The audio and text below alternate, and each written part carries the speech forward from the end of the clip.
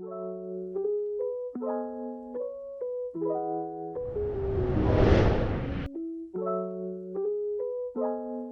lot of people, especially young people, are dealing with video game addiction nowadays. Some of the stories are very serious, and you can see many lifelong problems are formed around video game addiction. The topics we will cover in this video are: how could video games kill so many lives? Why are they so addictive, and what can we do about it? Are they inherently bad or good? Should you play them or not? Before we dive into these big questions, let's go a little back in time to understand the core of the gaming issue. Just like anything in life, if we want to change something, first we should understand why it is like that. Whether we accept it or not, games have always been an indispensable part of life. Little kids instinctively are prone to play non-stop. Adults mostly consider this issue as their lack of maturity, but they actually miss the point. Kids are more connected to the core of being human and alive. They learn, develop their skills, improve their brain fast by playing games. When you look at nature, you will also see that all kinds of animals continuously play different kinds of games. So the history of games is older than humanity, and we are part of something bigger than ourselves.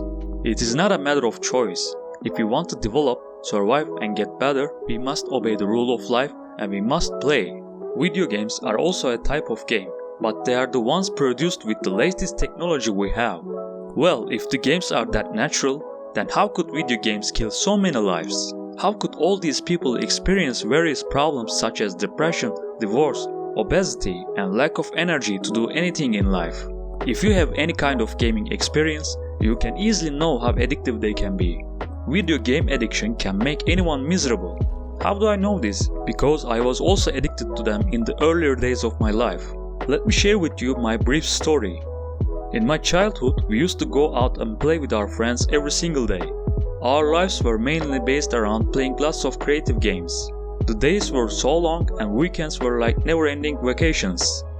In the streets, we learned how to build friendships, treat and trust each other, fight and make peace again. We learned the unwritten rules of life.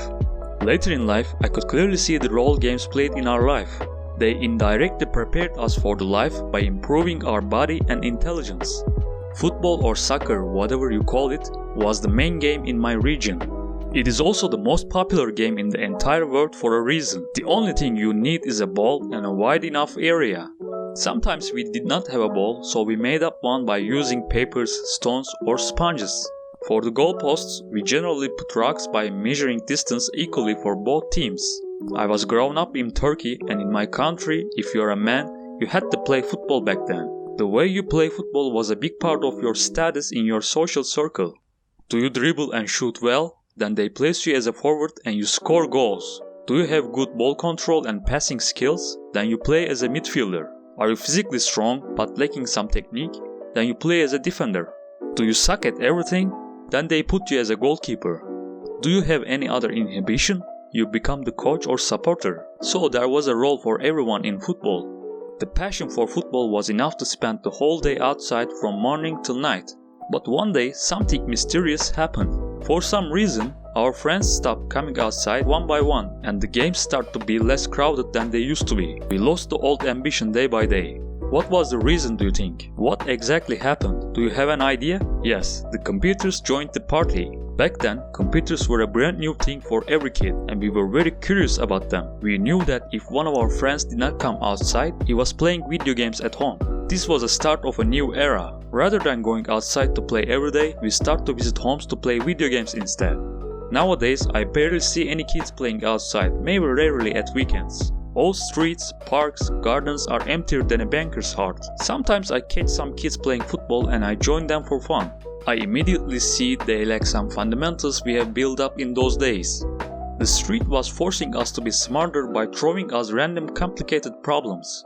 Sometimes we did not have balls, goals or enough friends, and we had to come up with a new solution. Anything can happen when you are playing on the streets. An old stranger or a car can appear. A fight can start out of nowhere. So you constantly have to deal with problems that are thrown at you even though you are not prepared. When you always close yourself indoors and only play video games, you can't develop basic problem-solving skills.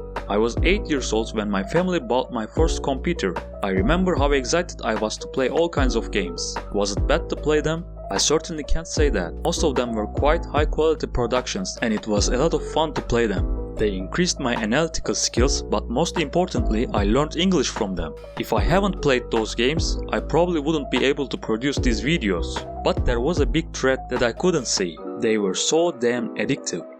You know, even if you drink water more than you need, it becomes poisonous.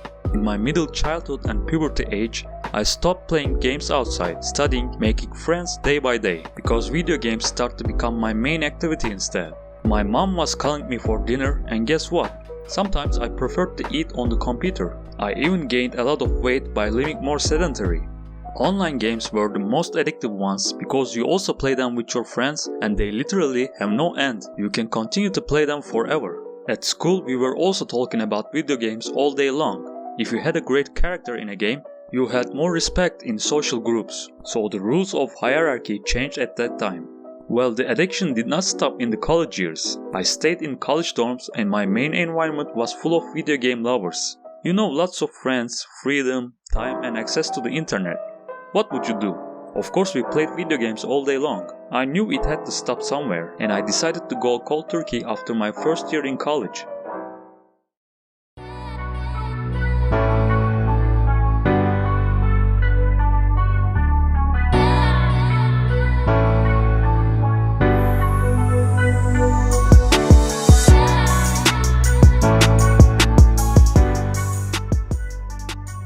It was the time that I decided to take it seriously and do something with my life.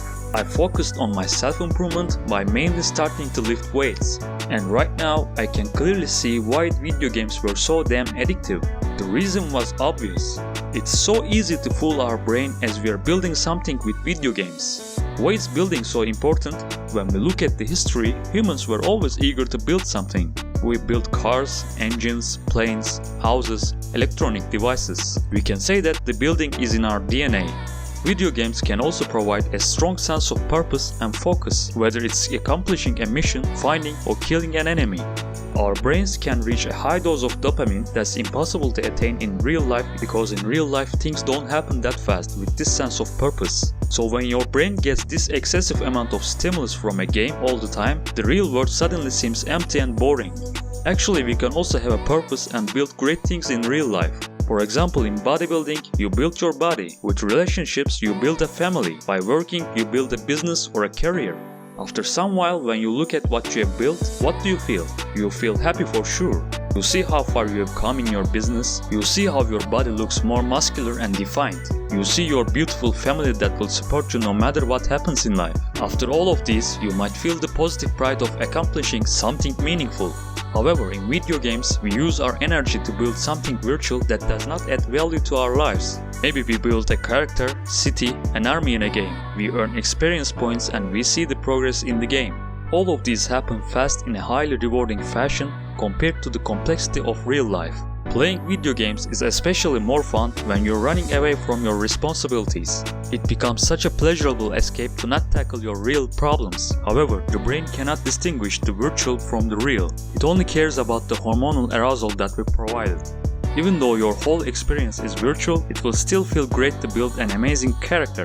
For 5 years, you can happily dedicate yourself to a virtual building, but at the end of the day, it will only be a total waste of time and energy. You probably won't even realize that you missed life in that process.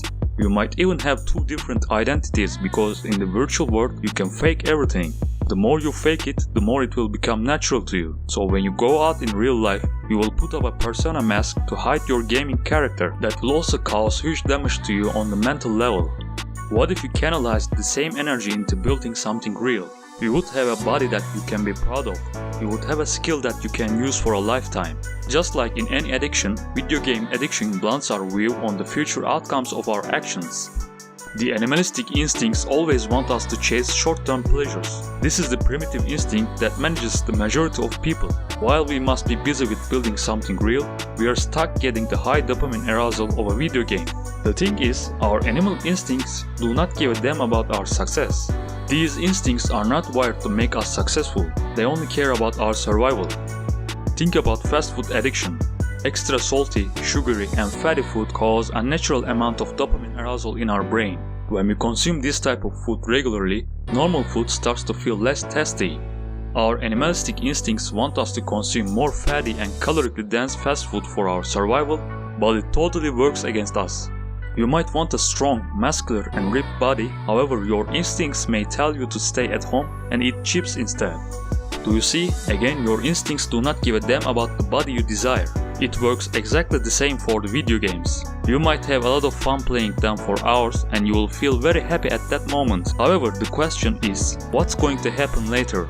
Just imagine that you kept doing what you do for 2 years. Is it fine that you're still playing video games all day, eating shitty food, having a fat body and being broke? If the answer is yes, then what you do is perfectly fine. If not, then you have to do something about it. People usually prefer to be positive about their future version. Even though they don't change their habits, they think their future self is always going to be better than who they are right now. That's why when it comes to taking action, they disregard the consequences of not taking action. But the future can only change if you do something right now, because right now is all you got. We all know that every action has a result, but every inaction also has a result. When you don't do something, you also take a risk. If you have a project to be done and you still choose to play video games in working time, then you accept failure. If you regularly choose to eat fast food, then you accept being a fat person. Every decision you make right now is shaping your future self. People keep saying, how can I manage time? There's not enough time for anything. That's one of the most popular excuses. First of all, everybody is given 24 hours a day, so basically everybody has the same amount of time. Well, what makes the difference then? Some people are smart and they know what to focus on. Russians say there are no ugly women, there is less vodka. And I say there is always enough time, there is less prioritization. Time is already passing, you can't do anything about it. But you can manage your energy. Video games are actually great. You might be surprised after everything I tell, but video games are actually great inventions. Just like the existence of obesity does not make food bad, video game addiction does not make video games bad. The atmosphere and the gaming experience can change you in a way that can never happen in real life. You might take a tour in history, dive into amazing stories, or improve your analytical intelligence dramatically by playing video games. You can learn a lot from high quality scenarios and gameplay. Some video games are true pieces of art.